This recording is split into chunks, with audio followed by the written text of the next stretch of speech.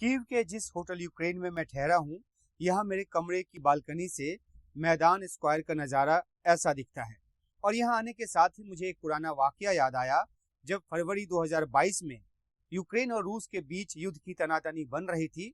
युद्ध तो शुरू हुआ 24 फरवरी 2022 को, लेकिन उसके पहले ही जब युद्ध की आशंका पनप रही थी, उस वक्त एक न्यूज एजेंसी ने, एक न्यूज चैनल ने अपना एक लाइव कैमरा सेटअप किया इसी होटल के किसी जगह पे, और वहां से लगातार इस पूरे इलाके का लाइव प्रसारण जो है वो किया जा रहा था। और उस वक्त किसी यूक्रेनी ने एक ड्रोन उड़ाया और उस ड्रोन को उड़ाकर उसके साथ एक तख्ती लगाई थी, और उस तख्ती पर लिखा था कि ये गैरेज जो है वो बिकाऊ है। और उस तख्ती पर जो एड्रेस है वो कीव में जो रूस की एम्बेसी थी उसका था।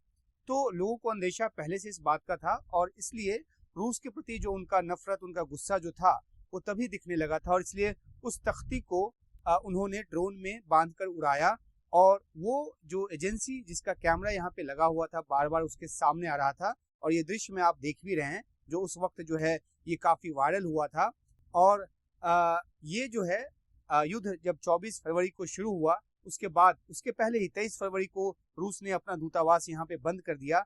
लेकिन ये एक रोचक वाकया कि किस तरीके से यूक्रेन के जो लोग हैं वो रूस के प्रति अपना गुस्सा दिखा रहे थे, क्योंकि युद्ध की जो आशंका थी लगातार बनी हुई थी। और यहाँ इसी फ्रेम में, इसी तरह के फ्रेम में वो ड्रोन उड़ा रहे थे, जिसमें वो तख्ती लगी थी, जिसमें रूसी दूतावास को गैरेज बताया गया था, उसको बेचने की बात की गई थी, बिकाऊ होने की बात की गई थी।